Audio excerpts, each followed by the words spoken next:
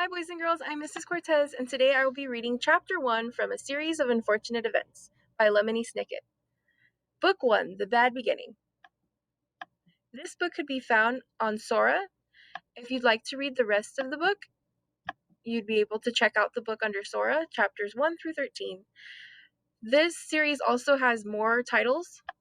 You could also continue to read other titles in the series.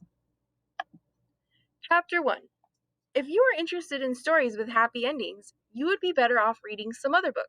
In this book, not only is there no happy ending, there is no happy beginning, and very few happy things in the middle. This is because not very many happy things happened in the lives of the three Baudelaire youngsters. Violet, Klaus, and Sunny Baudelaire were intelligent children, and they were charming and resourceful and had pleasant facial features, but they were extremely unlucky. And most everything that happened to them was rife with misfortune, misery, and despair. I'm sorry to tell you this, but that is how the story goes. Their misfortune began one day at Briny Beach. The three Baudelaire children lived with their parents in an enormous mansion at the heart of a dirty and busy city, and occasionally their parents gave them permission to take a rickety trolley. The word rickety, you probably know, here means unsteady or likely to collapse, alone to the seashore, where they would spend the day as a sort of vacation as long as they were home for dinner. This particular morning, it was a gray and cloudy morning, which didn't bother the Baudelaire youngsters one bit. When it was hot and sunny, Briny Beach was crowded with tourists, and it was impossible to find a good place to lay one's blanket. On gray and cloudy days, the Baudelaires had the beach to themselves, to do what they liked. Violet Baudelaire, the eldest, liked to skip rocks. Like most 14-year-olds, she was right-handed, so the rocks skipped farther across the murky water when Violet used her right hand than when she used her left. As she skipped rocks, she was looking out at the horizon and thinking about an invention she wanted to build. Anyone who knew Violet well could tell she was thinking hard because her long hair was tied up in a ribbon to keep it out of her eyes. Violet had a real knack for inventing and building strange devices, so her brain was often filled with images of pulleys, levers, and gears, and she never wanted to be distracted by something as trivial as her hair.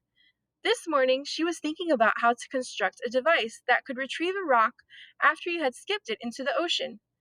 Klaus Baudelaire, the middle child and the only boy, liked to examine creatures in the tide pools.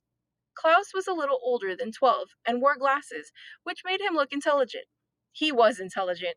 The Baudelaire parents had an enormous library in their mansion, a room filled with thousands of books on nearly every subject. Being only 12, Klaus, of course, had read all of the books in the Baudelaire library. But he had read a great many of them and had retained a lot of the information from his readings. He knew how to tell an alligator from a crocodile. He knew who killed Julius Caesar. And he knew about the tiny slimy animals found at Briny Beach, which he was examining now. Sunny Baudelaire, the youngest, liked to bite things. She was an infant and very small for her age, scarcely larger than a boot.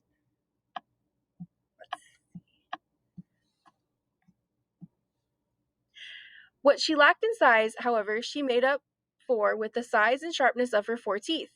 Sunny was at an age where one mostly speaks in a series of unintelligible shrieks, except when she used the few actual words in her vocabulary, like bottle, mommy, and bite. Most people had trouble understanding what it was that Sunny was saying. For instance, this morning she was saying gack over and over, which probably meant, look at that mysterious figure emerging from the fog. Sure enough, in the distance, along the misty shore of Briny Beach, there could be seen a tall figure striding toward the Baudelaire children.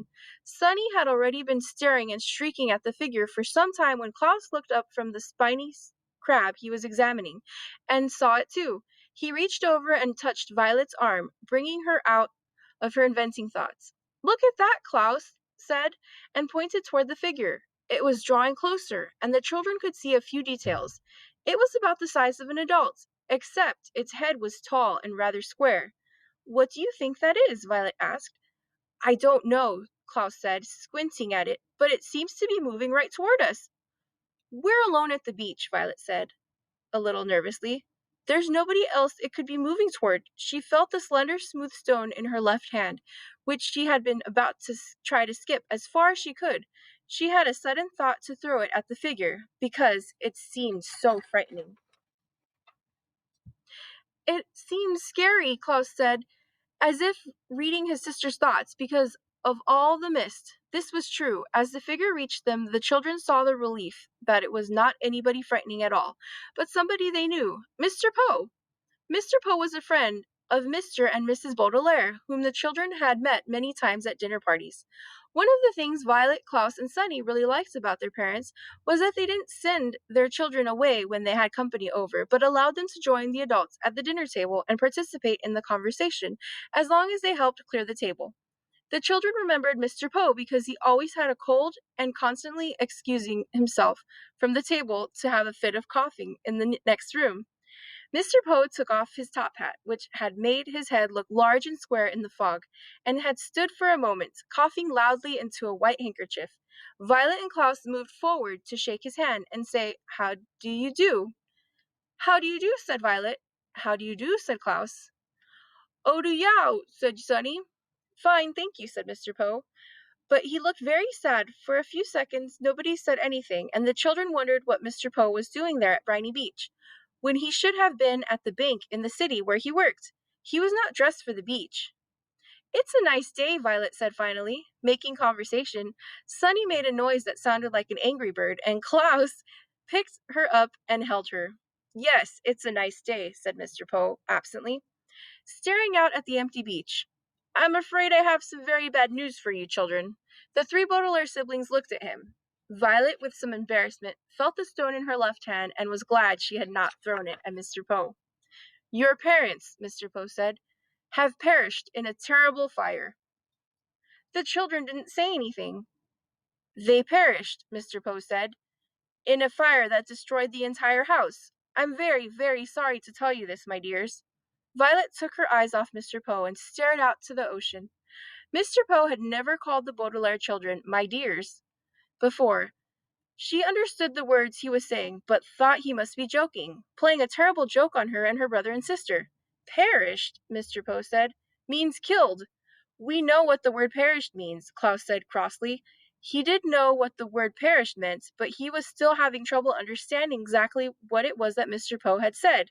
It seemed to him that Mr. Poe must somehow have misspoken. "The fire department arrived, of course," Mr. Poe said, "but they were too late. The entire house was engulfed in fire. It burned to the ground." Klaus pictured all the books in the library going up in flames. Now he'd never read all of them. Mr. Poe coughed several times into his handkerchief before continuing. "I was sent to retrieve you here and to take you to my home, where you will stay for some time while we figure things out.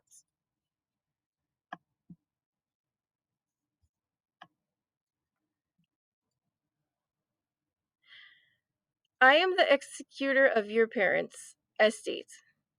That means I will be handling their enormous fortune and figuring out where you children will go. When Violet comes of age, the fortune will be yours, but the bank will take charge of it until you are old enough." Although he said he was the executor, Violet felt like Mr. Poe was the executioner. He had simply walked down to the beach to tell them and change their lives forever. "Come with me," Mr. Poe said, and he held out his hand. In order to take it, Violet had to drop the stone she was holding. Klaus took Violet's other hand, and Sunny took Klaus's other hand, and in that manner the three Baudelaire children, the Baudelaire orphans, now were led away from the beach and from their previous lives. That was chapter 1 from A Series of Unfortunate Events, The Bad Beginning. I really hope you enjoyed that. If you do like the rest of it, we can go ahead and check it out under SORA. Thank you.